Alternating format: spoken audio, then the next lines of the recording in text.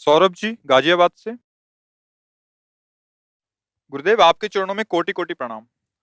गुरुदेव, मेरी बुद्धि माया द्वारा मारी गई है, इसमें मेरी ही गलती है। हे गुरुदेव, मैं भगवत प्राप्ति करना चाहता हूँ, मुझे बड़ा सरल और शीघ्र भगवत प्राप्ति का मार्ग बताएं। नाम, नाम, इससे सरल और इससे सिद्ध आज तक कोई साधन नहीं हुआ। जिसकी जिह्वा पर नाम चल रहा है उसने सारी तपस्या कर ली, सारा वेदांत पढ़ लिया, सारे तीर्थ स्नान कर लिए। अहो बत स्वपचतो गरीयान जब जिह्वाग्रे वर्तते नाम तुभ्यम। जिसकी जिह्वा के अग्रभाग पर हरि नाम विराजमान हो, स्वपच भी चांडाल भी परम श्रेष्ठ और बंदनीय हो जाता है। हरि को अगर अधीन कोई कर सका है तो आज तक न कोई तपस्वी कर पाया है, न कोई ज्ञानी कर पाया है, न कोई योगी कर पाया है। अगर कोई कर पाया है तो सुमिर पवन सुत पावन, नामू अपने बस करी राखे रामू। नाम में एक ऐसी सामर्थ्य है, भगवान को अधीन कर लेता है। जैसे पतंग आकाश में उड़ रही, डोरी उड़ाने वाले के हाथ में पतंग जाएगी कहाँ, नजदीक जितनी जल्दी चाहे खींच ले। ऐसे ही नाम डोरी है और हरि प्रिया प्रियालाल विराजमान सर्वत्र कण कण में है। तुम नाम जप करो, वो घसीट कर आपके हृदय में ही प्रकाशित हो जाएंगे। नाम के बिना किसी को भगवत साक्षात्कार हो जाए अब हमें विश्वास नहीं है।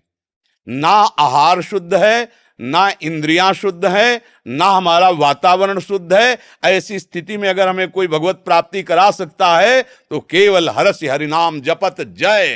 केवल हरि नाम जपने वाला, कृष्ण नाम, राम नाम, जो भी गुरुदेव ने नाम दिया है वो जपने वाला निश्चित माया पर विजय प्राप्त कर लेगा। नहीं, आज अन्य साधनों का बल नहीं रह गया है। आहार पवित्र नहीं है, विचार पवित्र नहीं, आचरण पवित्र नहीं है। हम कैसे उस सच्चिदानंद पर अपने चित्त को लगा सकें? तो भाव को भाव अनखाल सहु, नाम जपत मंगल दिसि दसहु। जिह्वा से राधा राधा कृष्ण कृष्ण बोलते रहो, अगर मंगल ना हो जाए, भगवान ना मिल जाए तो बता देना, सब पाप नष्ट हो जाएंगे, सब योग की वृत्तियां जागृत हो जाएंगी। तुम्हें अपने स्वरूप का बोध हो जाएगा, भगवान के स्वरूप का बोध हो जाएगा, संसार का ज्ञान प्राप्त हो जाएगा, कुछ बकाया नहीं रहेगा। बस नाम जप करते रहो। इससे सरल और इससे कठिन कोई साधन नहीं। सबसे कठिन है नाम जप करना।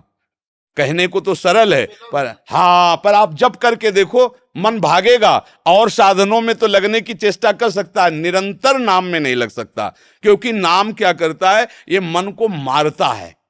नाम को जब हम अपनी जिह्वा पे विराजमान करते हैं तो मन की कोई गति नहीं रह जाती कि वो विषय रस ले सके, और मन बिना विषय रस लिए जीवित नहीं रहता।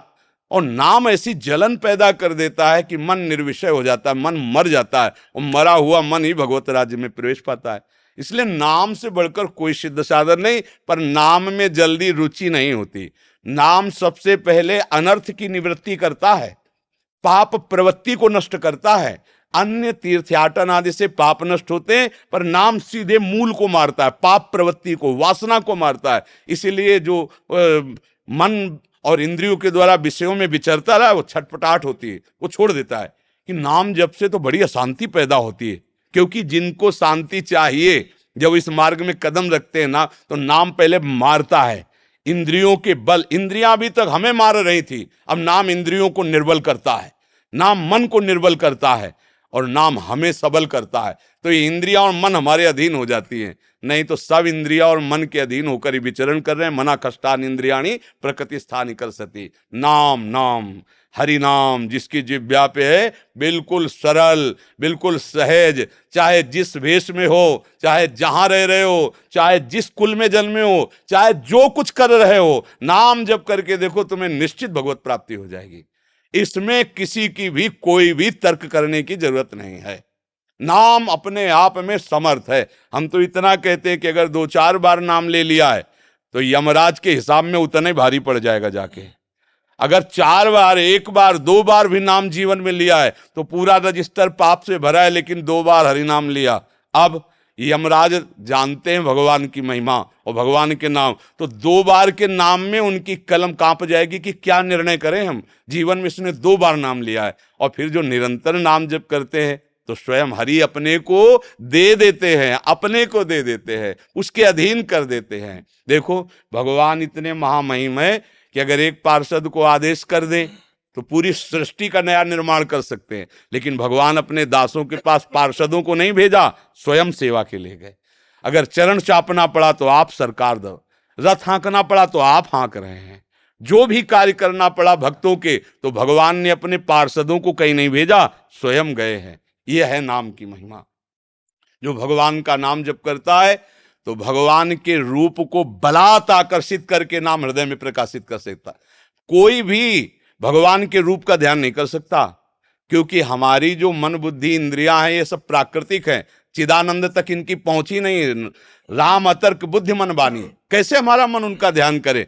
तो बोले बिचौलिया है नाम, नाम को पकड़ लो, वो रूप को अधीन करके तुम्हारे हृदय में प्रकाशित कर देगा, हरि को अधीन करके तुम्हारे हृदय में कैद कर लेगा। पर श्रद्धा और विश्वास पूर्वक नाम जप करे तो जल्दी लाभ प्राप्त होता है, और बिना श्रद्धा के भी करे तो लाभ तो वो देगा ही, पर जल्दी लाभ के लिए, जल्दी भगवत प्राप्ति के लिए अगर हम एक एक नाम ऐसे लें जैसे हम मानो प्रभु को पुकार रहे हैं, राधा राधा लाडली, हे करुणामयी राधा राधा, वो आंसू बहा रहे हैं, देर नहीं लगेगा।